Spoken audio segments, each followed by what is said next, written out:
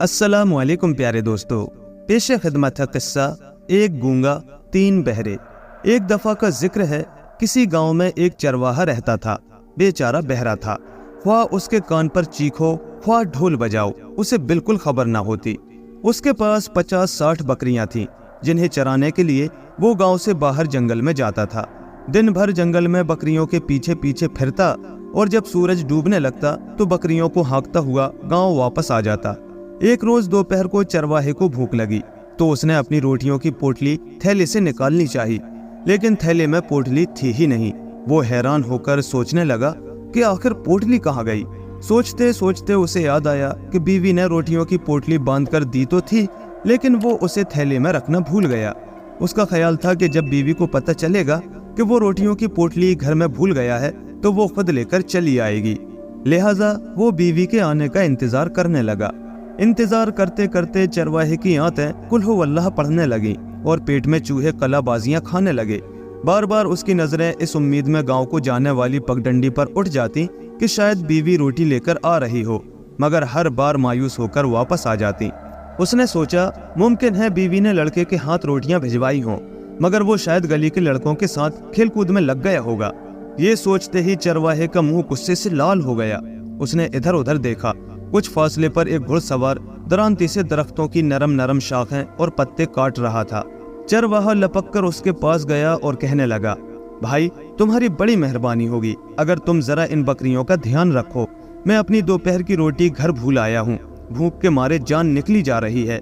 बस जल्दी से 2-4 निवाले जहर मार करके वापस चला आऊंगा। तुम जरा बकरियों को देखते रहना, कहीं कोई बकरी इधर उधर ना हो जाए।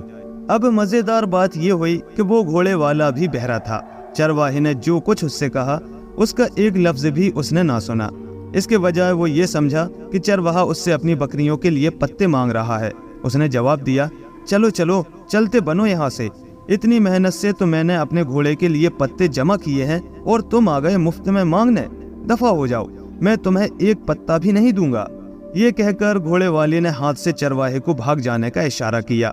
उसकी एक बात भी चरवाहे की समझ में ना आई, लेकिन उसने मतलब ये निकाला कि वो कह रहा है, हाँ भाई बड़े शौक से रोटी खाने जाओ, जब तक तुम वापस नहीं आ जाते मैं तुम्हारी बकरियों की देखभाल करता रहूंगा। ये समझकर चरवाहा अपने गांव की तरफ भागा।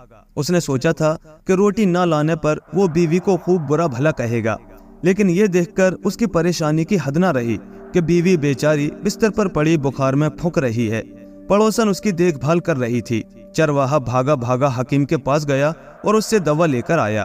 फिर उसने जल्दी जल्दी रोटियों की पोटली खोली, बड़े बड़े लुकमे निगले, पानी गटगटा कर पिया और दोबारा जंगल की तरफ रवाना हुआ।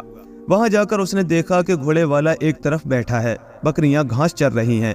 चरवाहे ने दिल में कहा, अगर आज ये शख्स ना होता तो मैं बकरियां किसके हवाले करके जाता। उस शख्स ने अपने वक्त का कितना हर्ज किया और बकरियों की निगरानी के लिए अभी तक बैठा हुआ है। मैं इसकी मेहरबानी का क्या बदला दे सकता हूँ। हाँ, याद आया, मेरे पास जो लंगड़ी बकरी है वो इसे क्यों ना दे दूं। उसका गोश्त भूनकर खुद भी खाएगा और अपने बाल बच्चों का पेट भी भरेगा।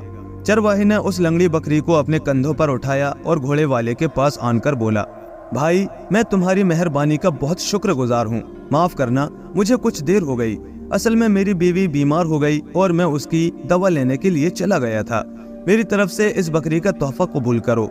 घोड़े वाला, जो असल में लकड़हारा था, चरवाहे का एक लफ्ज भी ना सुन सका। वो ये समझा कि ये बकरी शायद किसी दरख्त पर चढ़ते हुए गिर पड़ी और इसकी टांग टूट गई। अब इसका जिम्मेदार ये मुझे ठहरा रहा है। ये सोचकर उसका खून खोल गया। उसने चिल्लाकर कहा, तुम और तुम्हारी बकरी जाए जहन्नुम में।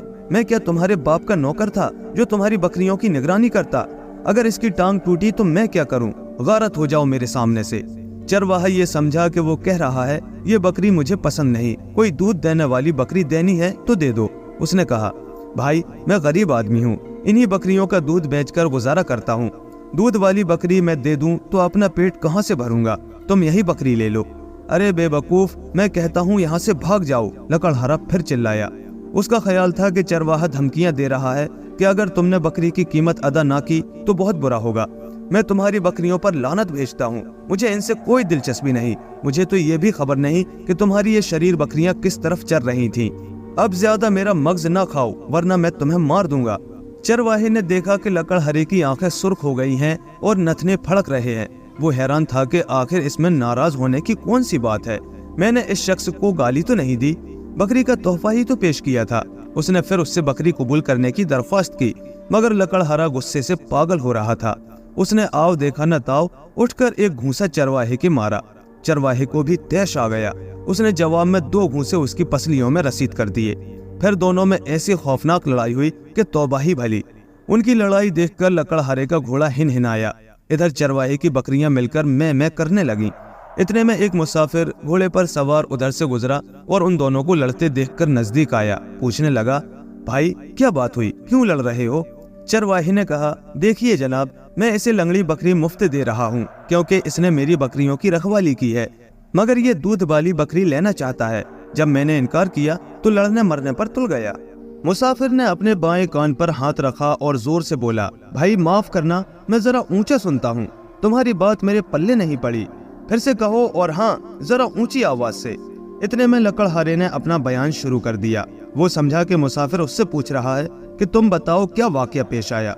लकड़हारे ने उसके घोड़े की तरफ हाथ से इशारा करते हुए कहा, जनाबे वाला, मैं अपने घोड़े के लिए जंगल में से घास काट रहा था कि ये कमबख्त चरवाहा न जाने कहाँ गायब हो गया अपनी बकरियों को छोड़कर।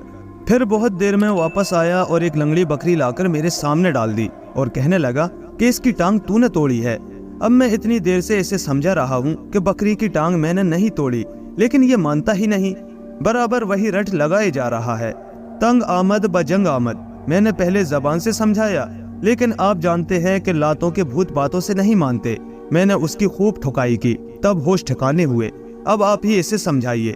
मुसाफिर हैरत से मुंह खोले लकड़हारे और चरवाहे की तरफ देख रहा था। उसे उनके मुंह से निकला हुआ एक लफ्ज भी सुनाई ना दिया। वो भी उन्हीं दोनों की तरह कानों से बहरा था। जब लकड़हारे ने उसके घोड़े की तरफ इशारा किया तो वो एकदम डर गया।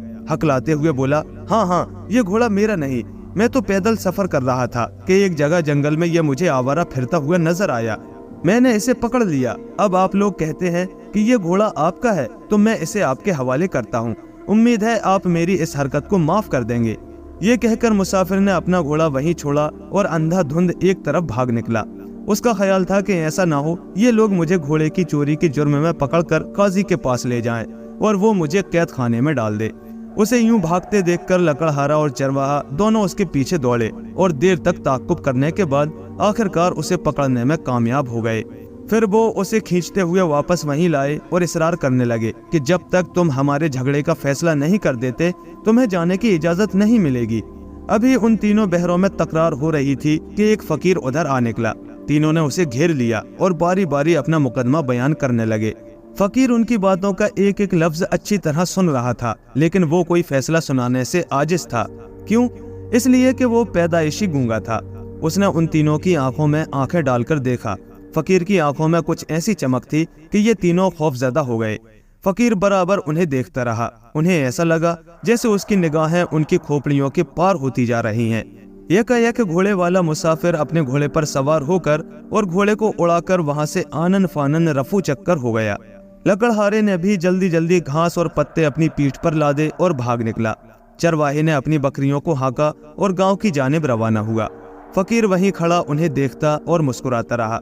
जब ये तीनों बहरे उसकी नजरों से ओझल हो गए तो वो भी अपनी राह पर हो लिया। उसने सोचा, बेशक बोलने की कुव्वत बहुत बड़ी नेमत है, लेकिन अगर कोई शख्स मेरी तरह गूंगा हो तो ये आंखें भी बहुत बड़ी नेमत है।